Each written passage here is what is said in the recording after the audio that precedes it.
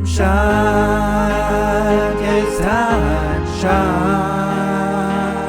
I'm in the place where my friends are, and I know together we'll go far. Yeah, time shot, it's time shot,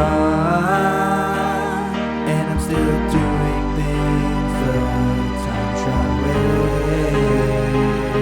Hello, people. It's Poe, and we're back on TimeShot. Now, I have a few things to update you guys on today in terms of the server work that I've done and work that other people have also helped me with, I think. I think people have helped me with it. Maybe it's just been me. The parrot thing, what issues we're having with the parrots right now, I'll update you guys on that. As you know, episode 90, I talked about how to spawn in parrots, how they spawn in naturally, and so on. I have more info on that now, so I'll discuss a little bit about that, working on my base. And apart from that, I also wanted to just kind of update you guys on my visa journey, as it were, my immigration story to getting into the United States. We're getting close now. We're getting so close, and I wanted to just kind of keep you guys in the loop and go from there. Ooh. As you guys know, I'm also looking for ghasts. I hunt them in my spare time for their tears. It sounds so... No. There we go. I don't want to hit his thing, so... There we go. I don't want to hit the ball back into him. You know, as fun as it is to get return to sender, I really don't want to do that. Not right now, anyway. Alright, back to where we're at. So, I'm going to first show you guys my base and what work I've been doing there. And then give you a quick update on the status, and we'll head over to the jungle, and I'll show you guys kind of what's going on there. So these guys, I don't think I mentioned this, or maybe I did. Maybe I didn't.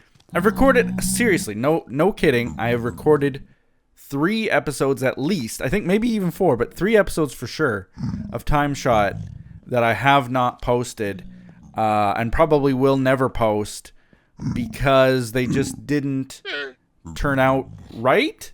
One of them was kind of lengthy. The other one, I rambled on about something that, you know, I realized probably nobody would be interested in. And then the next one, the audio was very, very weird, personally, because I wasn't talking very much.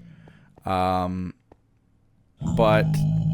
that's why these 2 guys are in here. I moved them out of the jungle. They were actually just beside the jungle, and I was playing around with how the passive mobs spawn in. But these guys are tamed, so they're not affected by the cap anyway. But they're still here. They're still here anyway. Moving on to my base.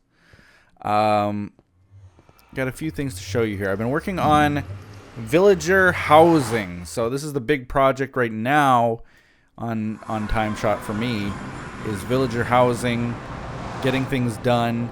You can see here that I've terraformed quite a bit. I did screenshot this and send it on Twitter to everybody, showing it off like a week ago or so.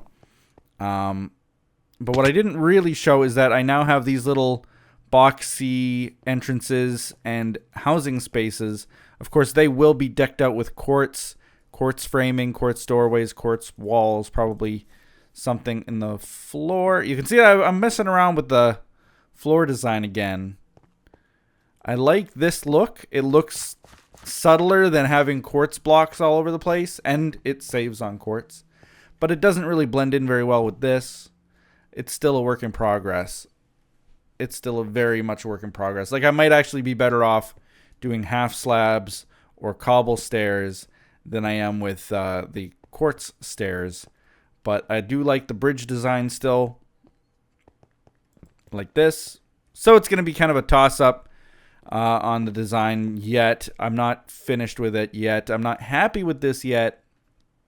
But I don't want to change stuff like this yet, so it's gonna be it's gonna be a while until I figure out a design that I really enjoy for the pathways here. The thing I like about this is that it has cobble and gravel in it, which, as you all know, is the pathway that I've used through the desert, is all cobble and gravel. So it kind of flows into here, and if it's cobble and gravel through here as well, it doesn't look as odd to just change it up all of a sudden, the path design.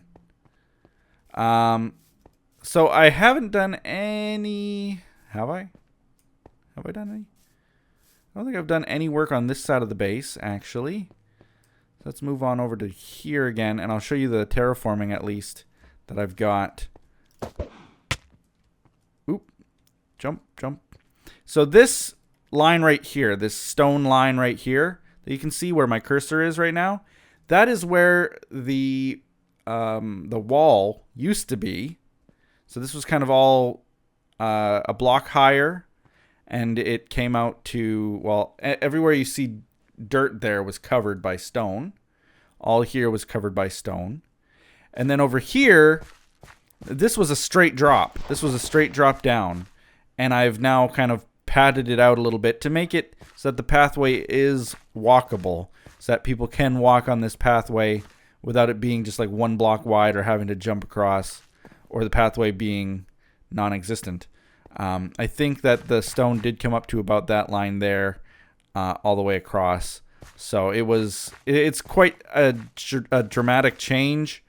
But I like terraforming first with dirt and some cobble here and there, but mostly with dirt, because it's so noticeable now. Now that I've removed all the other dirt in this area, well, you can see where I've terraformed in other places now too, but once you remove all the dirt everywhere, this sticks out like a sore thumb, where you should be able to put dirt down. And it's really easy to cut away with a nice efficient shovel if I'm not too happy with it. And I have cut it away quite a bit. I actually had it padded out probably 3 or 4 blocks in all directions. So this whole huge thing was covered in dirt, and I've now chipped away at it much like a sculptor, and sculpted this shape to make it look a little bit more natural. And that leads to these housing spots here. And of course, like I say, they're going to change. They're going to have quartz. They're going to look like part of the design. Right now, however, they just look like empty shells, but that's okay.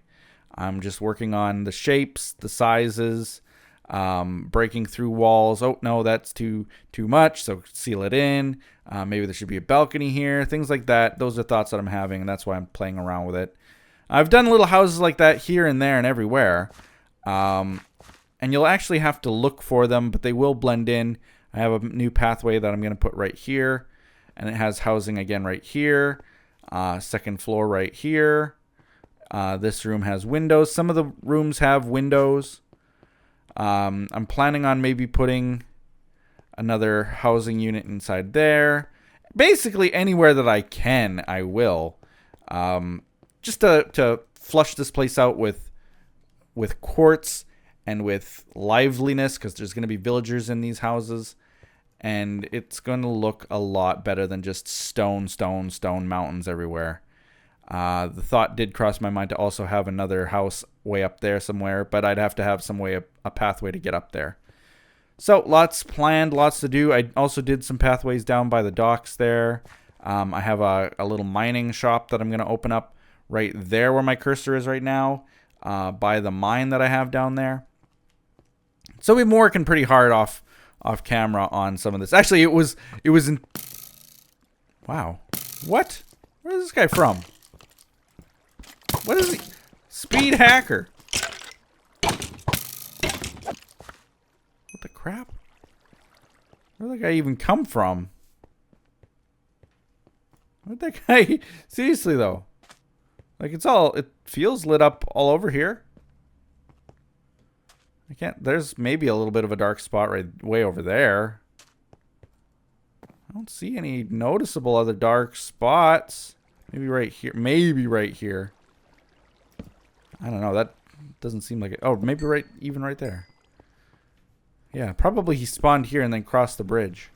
Anyway. It was all on camera, but that was one of the videos that I actually ended up deleting, where we were digging out those little rooms. So that kind of sucks for you guys, but it's all right. It's all right. At least we get to show off the finished product, or the work in progress. Okay, so as we head to the jungle to show you guys that, I'm gonna just quickly update you guys on the visa process thing that's going on. So far so good. That's all that I can say. Now comes the money thing, and this is why we had campaigns. The GoFundMe thing in the beginning was all part of this. Of course, we're probably going to have some other kind of GoFundMe or charity drive or something to be able to afford the moving costs and all that. Right now, I'm hoping that my father can actually give me a loan to go on these the necessary flights across the country. Because I have to travel. See, I live in the middle of Canada, and I have to travel to the West Coast for a medical exam. That'll be about $300, roughly. And then I have to also fly to Montreal to do the interview at the consulate, the embassy, whatever you want to call it. And that's going to be another at least $300 plus I have to pay another $300 fee on top of that. So that's another $600, $800 total, roughly. And of course, that doesn't include other little things like food while I'm there. Ooh, he spawned just right in front of my face. Hold on. I'll be with you in a second. Got him. How much damage did that do? It's not so bad. Okay. So that's going all right. We did get our final approval thing. I just need to pay for the fee. Like I said, it's going to be about $300, which I don't have right now, clearly. And I have to do that before the 21st. So that's kind of a huge deal for me right now. Working on it. But I should be getting my taxes back soon, I hope. Part of them. And that might help if I get that back. I also have another invoice from someone else that is due for almost the exact amount of the fee, so I'm waiting for that too. I also I went for a physical today, medical physical today, just in my own family doctor, because it's free when I do it here, but if I go to the other side of Canada, it's not free. And I've heard horror stories of people saying that it cost up to $400 to get their medical stuff done. And that's crazy. Crazy. I know that to an American, that sounds like not a big deal, but $400 to me, it means something, because I don't have that. So if I can get them done free here, I will. And so I've been poked and prodded by needles today. I'm going back tomorrow to get poked and prodded more by needles. And then hopefully, I'll be able to go to my medical exam on the West Coast and be perfectly cost-free, basically. Almost cost-free. So, with that in mind, I also have to get one more document before we can technically do the interview. And that is a, quote, affidavit of support. And this affidavit of support is... It's a mess, guys. It's a mess. If anybody's looked into it at all, done any amount of research, it's just insane that it's even a thing. I'm not sure why it's a thing. It's there just to mess people up and kind of make sure that they're doing things with money. But I don't see the point in that, because you do it immediately after anyway. It's a crazy thing. Mind if I explain it a little bit? I know that, see, part of the reason why I deleted the other episodes was because I went kind of long-winded on this. It ended up being quite a big rant about how useless the form is and so on and so forth. But to try to briefly summarize it before I explain this whole jungle thing, and I'm just going to be bouncing around in the meantime. To kind of summarize, it's a form that somebody has to sign that would claim, if I, moving into the United States, became a public charge, which means if I were to subscribe to social assistance, welfare, or Medicaid, or food stamps type of thing, that person who signs that form would be liable to compensate the government for my welfare. Now, the crazy thing about this form, so far as I can tell, is that, well, number one, they don't take my actual income into account. They don't care. This is all about Wynn's income, and if she didn't meet the guideline, well, she needs a co-sponsor. So now we have to convince somebody to sign on our behalf and basically give over an employment letter, evidence of their last year's tax return, how much money they made, the social security number, their full name, address, and like basically all your most personal information. Yeah, great. Just go find somebody who's willing to do that. Now, with that said, like the form itself, like I said, it protects against me going on welfare when I enter the United States. And it's valid until we get married, basically, to the day that we get married.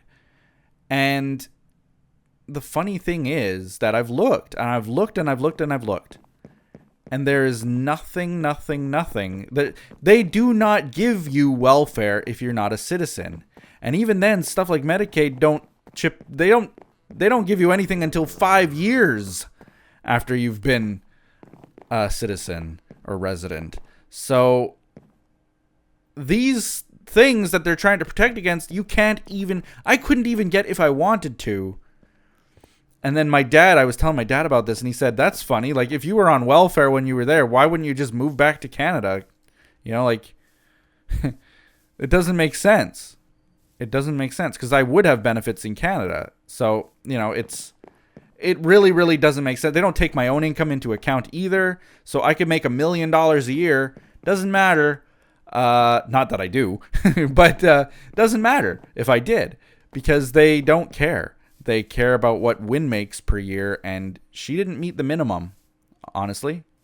Talking about our financial status and the problems we've been having, she didn't meet the minimum, and so we need a sponsor. We needed a sponsor. Now, everybody would say, well, just go to your parents. Why wouldn't your parents do that? Why wouldn't you? I have one cousin in the United States who I haven't talked to in probably 12, 13 years. I asked him. He said he'd think about it, and then he never got back to me. So I kind of think that that's unlikely. I was never, ever close with him. I don't know that side of the family even really likes me. I didn't go to his father's funeral, and I don't know if maybe he held a grudge about that. Not that I did it in a malicious way. I just had an exam that day or something back then. And I didn't go to his father's funeral. So maybe he holds that against me. Maybe he doesn't feel like I'm that close anyway. But it was still family. I was expecting that he'd say, yes, absolutely, I'll do it. And then he didn't, or hasn't yet anyway. I haven't heard anything back. Wynn's family, not to get too personal about it, but she's not in tight with them right now.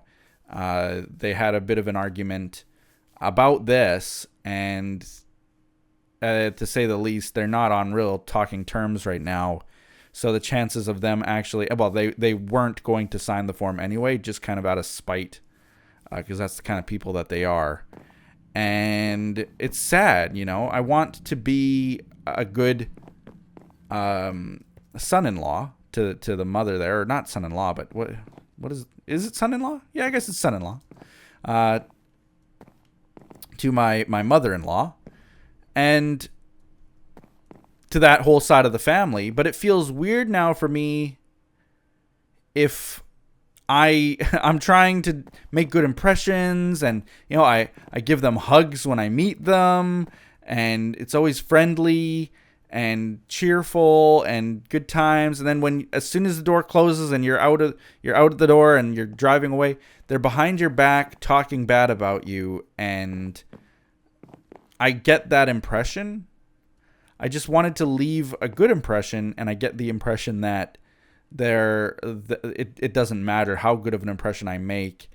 They are hesitant to support me or even like me, because they don't know me very well yet. I've only met them a couple times, honestly, a few family events, Christmas dinner and stuff. But apart from that, they don't know who I am really. So in a weird way, I don't blame them. In another way, it's unfortunate that they don't throw their trust at me as easily as I probably would for them. So that's that. But with all this said, we did have a few people come forward and say that they would be willing to help. I do want to name drop. I totally want to name drop. But I know that one of them said that he didn't want the recognition, that it was just him trying to help out. He was a patron of mine, and just wanted to help out. But I don't want to give, like, if it's a patron of mine, this isn't like a close family member or anything. It's not that I don't trust someone like that. It's just that I prefer, for both of our sake, that both of our privacy is sort of taken into account when we ask for forms like that. So I said to him, like, listen, thank you so much, but I want to see if I can get my cousin to do it, or if I can get someone else who's a little bit more, tightly connected with us to do it first. At the very least, hopefully someone that we've met in person and can kind of vouch for in some way. I did have a few other people who I asked, who this is what I said when I asked people. I said, like, listen, I'm just currently asking anybody who will help, who would be willing to put their most private information on this form for me. If you want, put it in a sealed envelope. I don't care. I don't have to read it. I will sign a promissory note, an affidavit of my own, saying that I will destroy it or otherwise not leak that, or take the best care of it that I can to the utmost of my ability. Whatever will kind of calm people about giving that kind of information.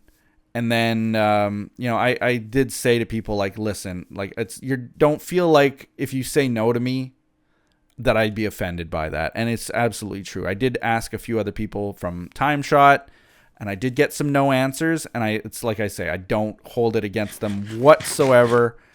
not even for a second. So I hope that if they are listening, that they don't feel like, my relationship with Poet is going to be so awkward now because I said no or something like that. No, it's legit. Like, I understand how insane it is to give that kind of information to people who, you've only met in person maybe a few times. That's why I think Wynn's parents don't want to do it. So I totally don't blame them.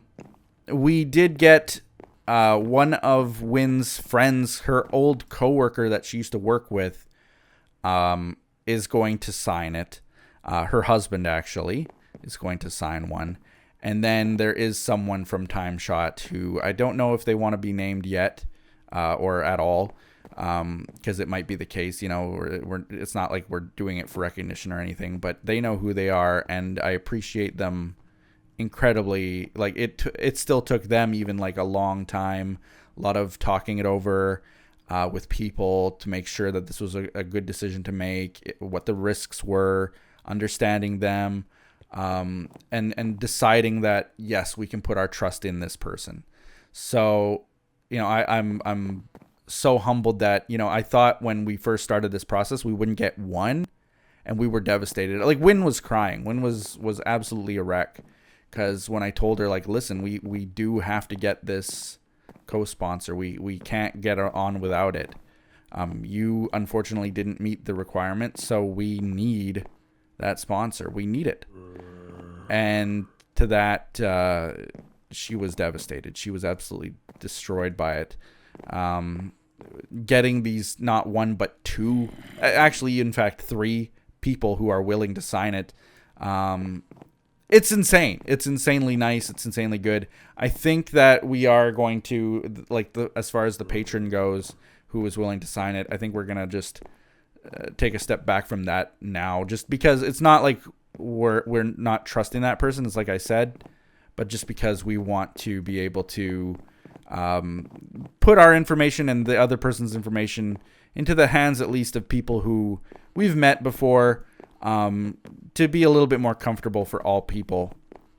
But trust me, like if that patron's watching, and I'm sure they are, you're still absolutely invited to the wedding, just even for the offer kind of thing. So, we'll say that much. And then, what else? Well, I guess now that I'm here, I can talk about the jungle and the parrots thing. I know this episode's been long. I did end up ranting about that thing, the form and the process a lot, but that was really the last thing to do. And now it's just pay money. So now if we can just get over this little hurdle, we'll be good. We'll be fine. And it is really, really tough right now because, Wynn's electricity, her internet literally got shut off last week. We begged and pleaded again. Someone from TimeShot, a different person from TimeShot, actually stepped up and covered the bill, her internet bill for the day. Which, you can't buy friendship like that. They pay for it, but I mean, you can't buy it. And it tears me up even thinking about it, because it means so much that, we're in such a hard place. And these people are I had a few offers from people on TimeShot saying like, yeah, I'll help you out. You still need the money? We'll help you out. It shows that the group that we're a part of is a super tight knit family. And I appreciate every single one of them. And I'm humbled by their generosity. But anyway, her electricity was going to be shut off as well, as of today, in fact. And we just barely scraped by. We got paid a little bit early, thankfully, from my YouTube network. And so I was able to cover the bill there. And we're that financially strapped right now. And I just got shut off notices from my internet company too yesterday. So, yeah. And then we have to still somehow be able to pay this like $800 to just fly across the country, because you can't do it here. Ugh. It's, and we only have 2 months to do it. Like, that is the time limit. Maybe even less than a month. So everything's coming real fast. Crazy amount of money that has to be spent now, but we're getting through it. But anyway, thank you for listening. Thank you for listening to my rant. That was the last little hurdle that we have to get through, and then we can get married, and I can move there, and I'm hopefully going to be there by September. That is right now the main goal. September. And get married in October. So I can finally announce that to everybody, that is where we're aiming right now. That is how fast everything's moving, if we get the money together to do this. Otherwise, I'd need to file for a 4-month extension, and we really can't afford that. So anyway, I digress into the jungle. And I've been bouncing around here for the last 15 minutes, not doing anything. Hope you enjoyed the podcast. This jungle is the bane of my existence right now. So as you will obviously note, there are no parrots here. There are no parrots. Not a single one. Not a parrot to be found. And you might be thinking to yourself, well, Poet, I've seen your test video in episode 90. I saw it. I saw the parrots spawning on the blocks of wood when they were in a jungle biome. How come there are no parrots spawning here? And now I've done lots of tests. I've done lots of research. Crazy amounts of research. I think I'm the parrot spawning expert of the world right now. And the real problem is this right here. That thing right there. The stupid cat that you see in front of me swimming through the water, as cats love water. That is the problem right there. There is a glitch currently in Minecraft 1.12. which makes the ocelots part of the passive mob cap. However, they still spawn in according to the hostile mob cap, as far as I know. Which means that for every second that I'm here in the jungle, there's probably like 20 ocelots running around this jungle right now in the spawning area. And those 20 ocelots easily take up the 10 spots available for passive mobs. So I actually did some testing. I want to show you guys. I'm going to disconnect, cancel, single player, world. This is actually a world that I downloaded specifically for the Parrot testing. It's an exact copy of TimeShot. Let's time set. Ooh, I got to make it LAN. Time set 0. Let's set it to daytime so we can see here. Now this is an exact copy, minus some, obviously this platform that I was testing out. An exact copy of TimeShot in a nutshell. Now what I've done here is I've actually put way up here. I tried testing a platform. Maybe if I made this huge platform up above, there would be no ocelots spawning down below. But unfortunately, they, for some reason, still do. Even if they despawn really quickly, they still do spawn down there. We are 192 blocks above sea level, and above 0 anyway. And they still spawn in down in these areas, and you almost can't avoid it. So I made this command block here, and all it does is kill/e type equals ocelot. So what that does is it kills all cats instantly when they spawn in. And if we do game rule command block output true, oh, it is true. You can see that right now it killed just 2 ocelots that spawned in. Just for the heck of it. It killed 2 ocelots, and that's the message that it made. So 2 spawned in while I was sitting up here. They obviously didn't spawn up here, but they spawned in somewhere. Now the crazy thing is that if I have a command block that just automatically kills all ocelots that spawn in, because they're glitched, remember, and I do like TP Poetendo to E type equals Parrot, the first one we find. Let's see if we have any. Boom. Parrot. Look at this sucker. Look at this sucker. A parrot found immediately. Found immediately. And all we had to do is kill. We've killed 8 ocelots since I've logged into this test server here. So, I mean, it's working so well that it's unbelievable. It's just unbelievable. Now, a lot of people, here's the thing. I actually ran this same command block. I made this exact same command block on the actual TimeShot server. I'm in single player right now, but I actually did it in single player, or on the server itself, and it did something horrible. For some reason, it killed every creature at spawn. Every creature at spawn dead. And I'm not sure why. So I had to roll back the server. Some people lost like 3 hours of work, and it shouldn't have happened. There's no reason why it should happen. And people on TimeShot were, you know, why didn't you do a backup and that kind of thing. There's nothing in my testing that should kill anything here. Like this ocelot right here. Let's make a pen. We're going to do a test right now. I know that we're gone 33 minutes now, but let's do a quick test right now. See what happens when I go over there. Okay, we're going to have some ocelots in there. I'm also going to do another little pen right here. And in here, I'm just going to do maybe sheep or something. Just to see if mobs die automatically at spawn. So let's go. Let's go and head back to the jungle real quick. And I want to see if it kills those ocelots and that sheep